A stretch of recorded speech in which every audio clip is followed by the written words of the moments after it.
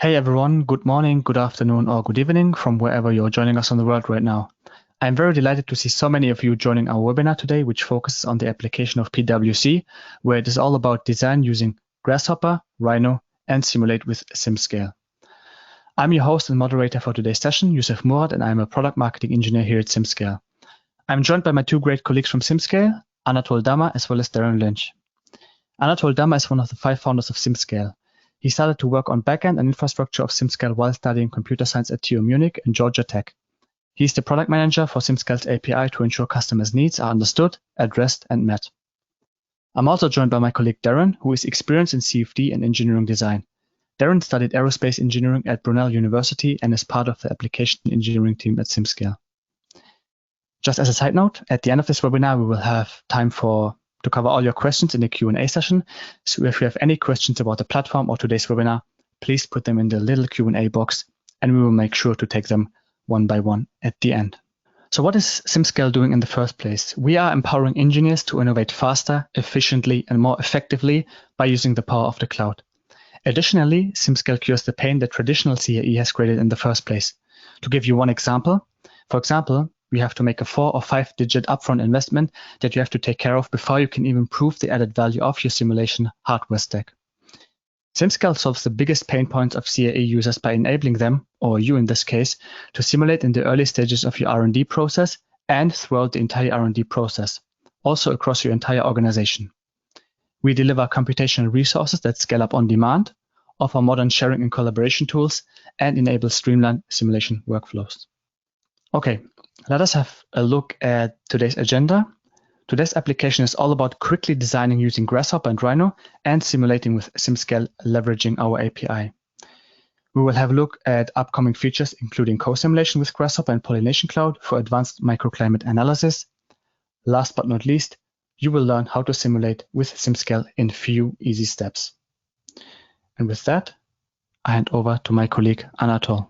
Great, thanks, Yusuf. As Yusuf said, the application today is about the SimScale API, especially in the area of AEC. To sort of explain what the API is, I think it makes sense to actually look at the workflow that you're trying to address, or the legacy workflow that you're trying to replace. So let's get started. Essentially, I mean, if you look at many AEC companies, what they do, if they simulate at all, if they actually run simulations at all, they typically have a legacy workflow where you have a number of architects that use desktop tools for design. And usually you have a few experts or one expert that we call analyst here, using desktop CAE tools to run simulations. So basically, they would use typically something like OpenFOAM, for example, create visualizations and sort of judging things like standards compliance.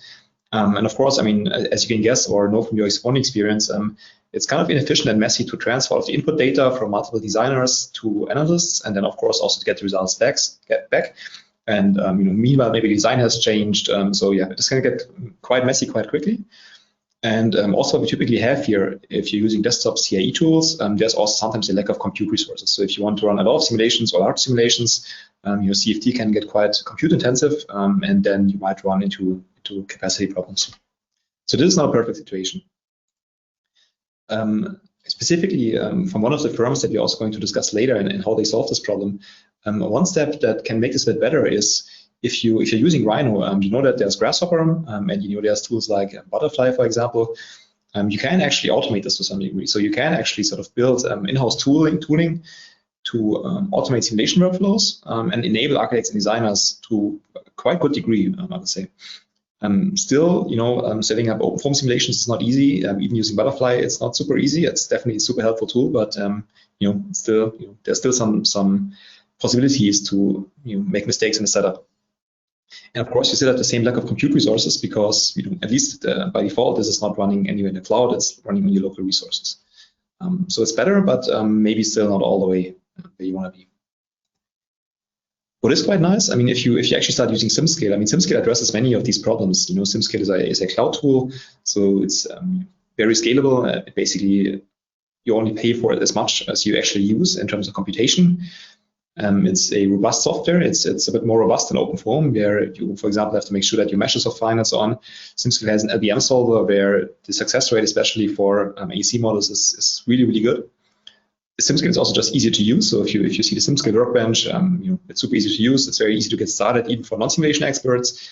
There is direct online support, but as you can guess, this is still not a fully integrated solution. So you still have to basically use Rhino, for example, export your CAD files, import them into SimScale, and export the data again somehow. So still not perfectly integrated, and you still might have some non-experts which might be a bit overwhelmed by using CFD like that.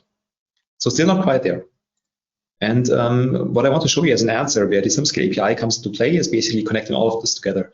So as you can see below the logo from Tomasetti, they were our launch partner for the API, trying to specifically address legacy workflow. So basically all of the steps I showed you in the previous slides are steps that they took in the past years. And essentially they came to the same conclusion that, using SimScale in the workbench, it's nice, but it doesn't get us quite where we want to be.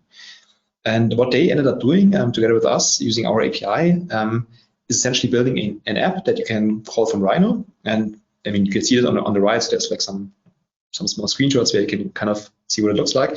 So you just have your model open in Rhino. You can open this app, and then you have a very simple guided wizard in just a few steps where you can set up a CFD simulation. And that app then uses the SimScale API to send off the input data for the simulation to us, run the simulation, and then deliver back the results. So the API is a way where you can interface software with SimScale and run simulations and also retrieve results again. And I mean, this really sort of gives you this really enables designers in the early stages to use simulation. Even non-experts can actually set up a simulation safely with this tool. And for example, you even get something like a cost estimate. So especially in the competition phases for AEC, this is something that's quite important where you might not want to run a huge simulation, but just something where you can submit a competition proposal and impress people with that. And what is also quite nice, even though this app uses the SimScale API, the simulation will still be accessible in the SimScale workbench itself. So experts can actually then in later stages, for example, or for verification and validation, go to the workbench, look at simulation in detail, run more studies, and so on. So this is a quite nice solution, we believe. And so what is the SimScale API actually? So I kind of already hinted at what it is. What you can see here on this page, maybe just skip to the tagline below. So the SimScale API is a way to access the entire SimScale platform from sort of any software for any automated workflow. And maybe roughly to explain what this means or how this could work, you can basically see the SimScale platform or a sketch of it below, above in the picture. And essentially, you have on the very bottom of that picture the basic infrastructure that SimScale runs on. So all of the orchestration of HPC resources, so also compute resources and so on, all of the license management for your different users in your organization. You have the networking and storage, all of the stuff that basically is, of course, a prerequisite for running simulations, but it's something that does not really, most people don't actually care about it. They just want to get results and sort of get good designs and have successful designs in the end. So this is something that SimScale completely takes care of under the hood. And above that, we basically have built a large stack over the years of different physics that we can address. So of course, not all of these are relevant for AEC, but you can see we cover quite a broad range of different kinds of physics applications. And what we had so far is the workbench. So this is what you can see on top, which basically gives you access to all of these different kinds of physics. And it's a great tool. It's easy to use. It's web-based, so there's no software that you have to install. It's very easy to get support, and it gives you access to all of the features. You can do pre-processing, post-processing, and of course, solve the actual simulations. And you can see, so we actually have also on the very top, different kinds of, let's say, simulation use cases or applications. So the workbench is perfect for manual simulations. So if you just want to run a few simulations, you just go to the workbench, set up your case, run it, get results. It's perfect for that. Also, if you want to do result sharing and export, you can actually share your projects and your results with colleagues or external partners. And as mentioned before, you can get live support inside the workbench, where all support staff can actually look at your project and see if you made any mistakes or anything's wrong. But now we also have the SimScale API. The SimScale API also covers the entirety of the SimScale platform, except that it allows you to actually do programmatic access and programmatic simulation, also again for pre-processing, post-processing, and solving. And as you can see, this enables more use cases or more kinds of workflows. So you can actually run automatic simulations. So for example, you can have in your organizations experts that define certain workflows that you need again and again. So especially in AC, if you have similar kinds of projects like host developments and you want to run the same kind of analysis again and again, it kind of makes sense to set up an automated workflow for that in code that makes sure that you always have the same kind of boundary conditions, that you have certain guardrails for fulfilling validation criteria and so on. And it's very easy to create templates that then non-experts can use to run their simulations. You can also do things like parametric sweeps or shape optimization. So you can, for example, also, this is something we also see a lot in AEC. If you do parametric design, you can easily connect, for example, your Grasshopper parametric design workflow to SimScale to run simulations and get results. So this, I think, kind of explains what the API is in short. And yeah, I think it enables a lot of interesting and exciting use cases, especially also in AEC. And here, I mean, I couldn't resist, coming from a computer science background, to actually put some code here as well. I mean, of course, not going into any detail, it's just to give you an impression of what it looks like.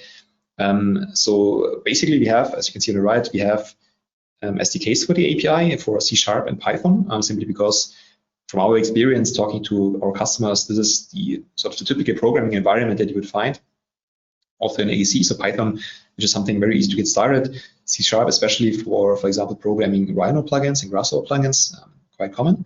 So on the left, you can actually see some Python code for a wind study simulation.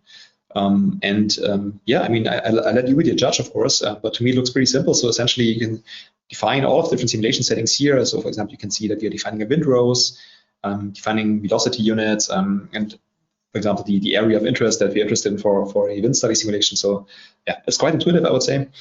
And with a few hundred lines of code, I mean, if you want to go into full detail, you can specify all the details of a simulation. But obviously, we also have templates and examples for common API use cases. So things like just basic simulations, but of course also parametric studies.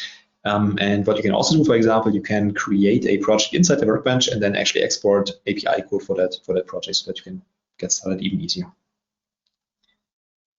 And to give you a quick idea of the timeline for that, basically where this came from and where we are right now and where we are going with the API. So we released the API at the beginning of 2021, the full functionality for our LBM, external aerodynamic solver. And as I mentioned before, so this app that you saw, this wind tunnel app, we call it, was developed together with our launch partner from Tomasetti. And what we've done since then, we've integrated with a number of different shape optimization providers and sort of design optimization provider softwares to actually run design studies, optimization studies. We have some pretty cool results there as well. So watch our webinars for separate webinars on these topics. And essentially what we have done since then, we have extended the API to our other solvers, and we're also going to have a full post-processing API. So this is not, this is available in closed beta, it's just not fully public yet. You can then even export things like images and videos, which we think is pretty cool. So especially if you run a very large complex wind study of a large part of a city, for example, you might not want to download the full simulation results to create a video. I mean, even if you run it locally, this is often lots of data. It's not necessarily fun to do that yourself. In the future, you can actually just, or actually in the closed beta, you can generate a video and just get that instead.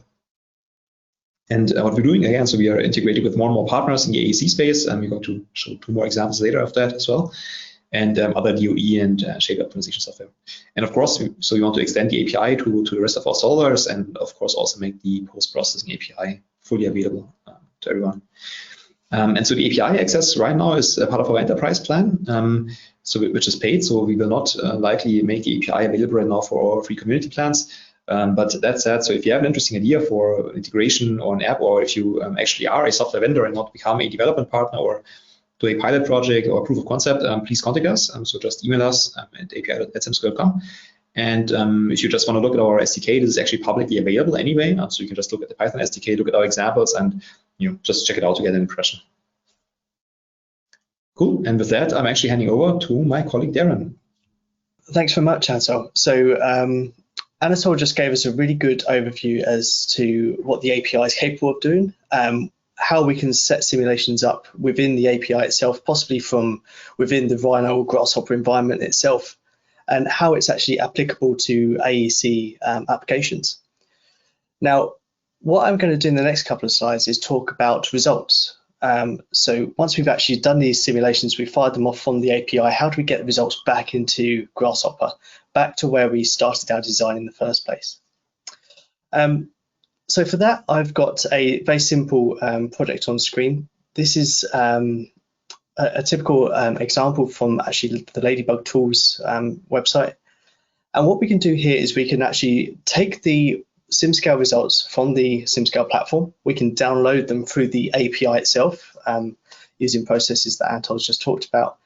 and we can process them automatically and put them into a format that can be integrated back into Grasshopper. And the estimated time for this is about 3 minutes. So as soon as we point it at a simulation that we want to analyze, this is going to take about three minutes to turn around. And once we've got these tables, we can actually just read it into Grasshopper using the line-by-line CSV reader that is integrated into that workflow. And from here, we can start using the results to analyze our design, to understand how good our design is in terms of wind comfort or even thermal comfort. And actually, what we've got here is a few examples of how to do that. So I've got an example script, which is actually what you see visually on the bottom right, of how you can read these results in from a CSV file and bring them into Rhino. And also the project can be found here. So this, when we ran this simulation, the project is actually located in a public domain for you to be able to see how we set these simulations up and also how we brought these back into the Grasshopper environment as well.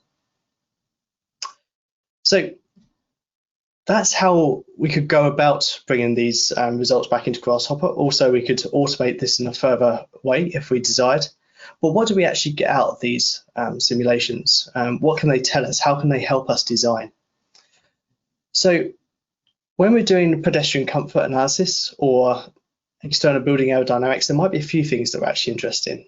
The first thing might be how comfortable is a person in a certain location for doing certain activities. So if he is walking around a street and he walks around a corner and he gets a big gust of air in his face, is he still going to be able to stand up, or is he actually uncomfortable? Will he be blown over, essentially? So we can use these results to figure out what the downwash effects or the channeling effects or cornering effects, which are typical building caused uncomfortable areas in a built environment. And of course, all of these can be visualized within the Grasshopper environment. So once we've downloaded these results, we pull them in and we can actually start to visualize these. Now, what I like to do typically is correlate how these effects look like in relation to the comfort results. So a comfort result is like we're seeing on screen, where we have a color map that tells us every single location what activity could a person be doing. So in this case, in a courtyard, which is dead center there, could a person be sitting outside eating near a restaurant? And of course, in this case, the answer is yes. In contrast, over here, if there was a pedestrian crossing and someone's waiting to cross the road, would they be comfortable in that area? And in this case, the answer might actually be no. They would only be comfortable walking and therefore would not be comfortable standing. So we might want to mitigate this area. And we've got many different Lawson criteria or comfort criteria available from the SimScale platform that can be brought into Grasshopper to help us understand these comforts around your built environment that you're designing, to see the impacts or the influence of your building on these surrounding areas. Now, instead of pedestrian comfort or pedestrian wind comfort, we could also consider external thermal comfort or the Universal Thermal Comfort Index. So this is how we would assess thermal comfort outside in a built environment. So due to buildings, their influence on the wind, their shading from the sun, what would the perceived temperature be on a person within that space? And that's exactly what the Universal Thermal Comfort Index does. Now, how we calculate this is quite interesting, because we pull all the results from the wind comfort analysis within SimScale through the API, bring it into Grasshopper, and we do a co-simulation workflow. And we do this co-simulation using the Ladybug tools, and we calculate the mean radiant temperature and incorporate that in with the wind speeds alongside some environmental data as well, such as humidity, pressure. We might also consider ambient temperature as well. And you can read about all of this in our white paper here. So we've created this white paper that outlines this workflow to help you understand what we've done and how you could also reproduce this workflow yourselves using both SimScale, Ladybug and Grasshopper. And what we wanted to do was we also wanted to give you a feel for what this looks like in the SimScale platform. So I am going to give you a live demo. This is, of course, not API necessarily related, but it is definitely AEC related. And I'm going to show you the SimScale platform. Let me just exit out here. Here we go. The SimScale platform is on screen at the moment. And what we can actually see is a very typical geometry, which is of Bristol. So this is actually in the city of Bristol in the UK. And it's actually the results that I showed you in the presentation. So a very typical workflow to assess the wind comfort in this area would be to start by uploading a geometry. We can accept many different types of geometry file formats, but perhaps the most robust is the STL file format. Now, once we've uploaded the geometry, we can actually inspect it. And you can see here that I've actually uploaded this from Rhino. And this came in from Rhino with all of its layers. So I've exported this in a way that preserves all the layers from Rhino and allows me to make selections quite quickly for the geometry. So for example, if I want to select all the roads, I could select the entire layer. So we described the pedestrian comfort analysis as a three-step setup, and what Anatol showed you was the API equivalent. I think you'll all agree it was very simple, and that also persists all the way through to the user interface. So both the API and the user interface is very simple and elegant for setting up a pedestrian comfort analysis. So as an overview, we can start a new simulation with a pedestrian wind comfort. We get a few different options, and what I do is I describe this as a checkbox system. So I work my way from the top to the bottom, but the main things that we need to worry about is the region of interest. So when we say the region of interest, what part of that city am I actually interested in? So I might actually be interested in dead center, and of course, with a smaller radius. So we've told the solver whereabouts we're actually interested in. So if I had a building that we were designing, and this might be the building of interest, then we could put a tightish box around that building to analyze. The second step would be to define some wind conditions. Now, in the API, Anatol showed you that was as simple as defining some frequency of occurrence for different directions. This is not much different, except we can define simply the location. So in this case, it's Bristol. There we go. And we can import the wind data directly from our connected service MeteorBlue. There we go. And if I wanted to, I can change the number of directions, and I can also change the exposures. This is there city to my north? Is there water to my south, for example? That kind of question that we're asking here. And of course, finally, where are pedestrians actually standing? And all we want to say is everywhere on the city floor, pedestrians are going to be standing. So I'm going to select everything from green spaces to terrain patches. And finally, we get a list of 99 surfaces in which pedestrians could actually be standing. And that brings us full circle to the results that we showed earlier. So from here, all we have to do is start a new simulation off. This is going to be handled by our server. So each individual wind direction is solved on its own server. And we get the results like we showed previously. So that is a very, very top level overview as to what the pedestrian comfort analysis looks like, what it can deliver to us in terms of the pedestrian comfort and almost thermal comfort as well with co-simulation. And with that, I actually hand back to Anatol for the next couple of slides. Thank you. Cool, great stuff. Thanks, Darren. So I just wanted to show you two more examples beyond sort of just Grasshopper itself to give you an idea of what is actually possible in the AEC space using the SimScale API.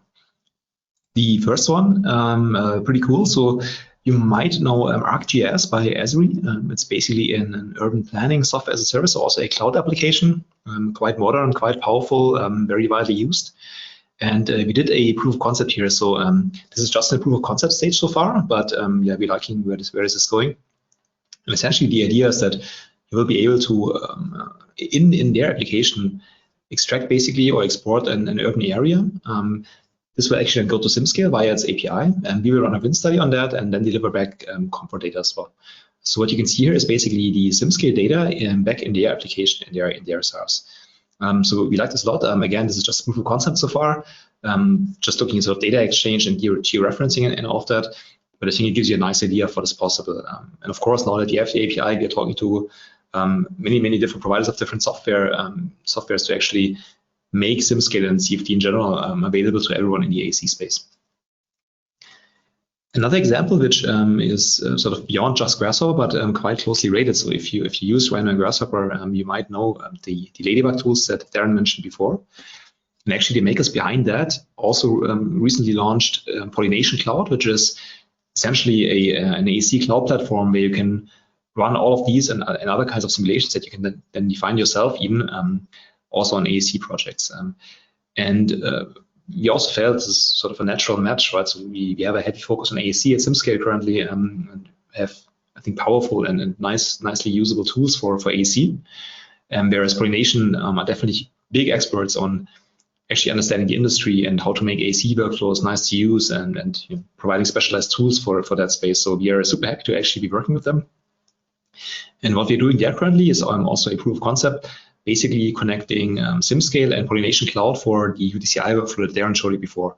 So what Darren built, he actually built this also in Grasshopper, and you might have been able to see, you know, this is also still some work to actually build this, and then it's also still running locally. And using Pollination, we will actually be able to sort of serve this workflow directly to you, so you will actually not have to deal with that complexity yourself. You can basically just then inside Pollination, they call it recipes. So essentially a workflow can be defined in a recipe. You can actually just sort of use the SimScale UDCI recipe there, and then import your simulation results from SimScale and run the UDCI calculation in Pollination.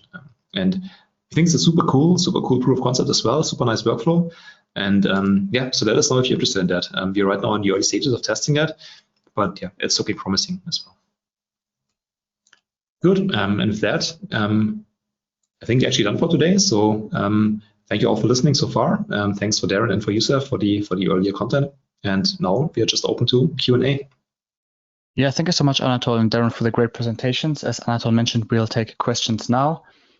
And in the meantime, if you have any requests in general about the webinar, SimScale per se, or tools that we showed you, or requests for any demos, feel free to reach out to Darren or my colleague Anatol after this webinar.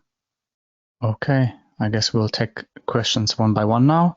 The first question would be, what other software has been integrated with the API so far? Well, yeah, I think I'll take this one. Let me actually also turn on my camera. So specifically for AEC, we have mainly worked with Rhino and Grasshopper, simply due to demand. So most of the people that have gotten in touch with us regarding using our API for these kinds of use cases are using Rhino and Grasshopper, especially because they like Grasshopper for sort of automation, paramedic studies, setting up their own workflows and so on. So for AEC, this was our main focus. We have done some experiments with Rabbit and Dynamo as well. Basically works the same, so there's no big difference there. I mean, outside of AEC, we have also looked at other CAD tools, of course, or outside of the typical AEC CAD tools used for AEC. We've looked at other CAD tools, but we've also started to integrate into other optimization software, for example. So we have done, for example, optimization cases on valves and pumps and so on. And yeah, we've worked with, for example, cases, some people might know, and also know ESYS Optimus. So essentially, many different tools that we're trying out, also other cloud software for AEC again, especially Pollination. So yeah, basically anything that is out there that engineers or designers use, we are eager to integrate, and the API makes it possible. Mm-hmm. Excellent. We have one question coming in, which is, can the Grasshopper connection be used without the API connection? Mm-hmm. I hope I get it correctly. So the question is if you can use Grasshopper without using the API, or I don't know. Maybe you can make the question a bit more specific. I mean, or the question is basically if you want to connect Grasshopper to SimScale without sort of doing your own programming. Maybe that's actually the question, because at least that's something that we get asked a lot, that I get asked a lot. Especially because there might be designers that they're maybe not expert programmers, or they're not really interested in writing their own integration between Grasshopper and SimScale and its API. So there's multiple questions or multiple answers to that. So one is, of course, for example, this app that TT has built. That's something that we have heard requested a lot. So can actually people maybe get that same app, because it's working, it's great, it's there. So why sort of recreate the wheel again and again? So that's something that we're looking into to maybe also make this available to other people. That's one thing, of course. Then second of all, again, pollination. So, I mean, they are, of course, huge experts in Grasshopper, building tools for Grasshopper, and sort of integrating that. And so I think it's also natural that we'll find some way of doing this there, that we provide this connection as recipes and plugins inside pollination, for example, and then people who use pollination can just use these connectors for free, of course. What we do not have yet is something like Butterfly. So as it also exists in Ladybug tools to connect to OpenForm. So we do not have this yet from SimScale, that we basically say, okay, we provide this Grasshopper plugin, which provides you sort of the building blocks to actually design your simulations in Grasshopper. We don't have this yet. We are also not sure that we're going to provide it by ourselves in the future. So we're not really experts in sort of building, Grasshopper integrations. And of course, AC is also, I mean, a big one, of course, but only one of our focuses of the company. And we can probably, or at least right now, we probably don't want to sort of build a plugin for every tool or all the common tools, all the different industries that we serve. So we're more looking for partners there to make that happen, actually. Can I also just add a few points to that? As well as obviously using Grasshopper through the API, you could also just integrate CFD results into Grasshopper without any API connection as well. So if you just wanted to pull results straight from SimScale to Grasshopper, you didn't know how to use the API, you hadn't got access to the API, you could also manually process the results to put it in a way that Grasshopper can read it as well. Excellent, thank you so much. There's one question, where should I contact to test the software? And I think the slides give it away. So if you want to contact Darren or Anatol, make sure to make use of the email addresses, and they'll be happy to answer your questions. Then next question would be, is there any requirement for the local system configuration, or can I rely all on the cloud system? So I think there's a few different things that you could consider there. So if you're using the API, you're using it through something. So all of the CFD is done on our services on SimScale. So if you tell SimScale to do a simulation in a certain way through the API, then all of the simulation process is going to be handled by our cloud infrastructure. The setup itself, so you're going to be using some sort of application, or you're going to be coding in Python or C#, then of course you need to have that on your local environment wherever you decide to be using it. I think that covers it quite well. Anything else you would like to add, Anatol? Yeah, no, Darren is right. But I think, just in general, we are, or I think one of the big benefits behind SimScale and one of the big reasons why people use it is because it has such a low footprint. So you don't need a super powerful machine, you don't need a compute cluster, nothing like that. So we are, of course, also with the API trying to sort of keep this footprint low, that you don't have to suddenly install a huge amount of tools or software. And ideally also provide connectors or easy integrations to other software so that you don't have to, that the footprint of SimScale doesn't suddenly increase just because you're now using the API or anything like that. Excellent. Another question coming in is it available to do a shadow analysis in SimScale?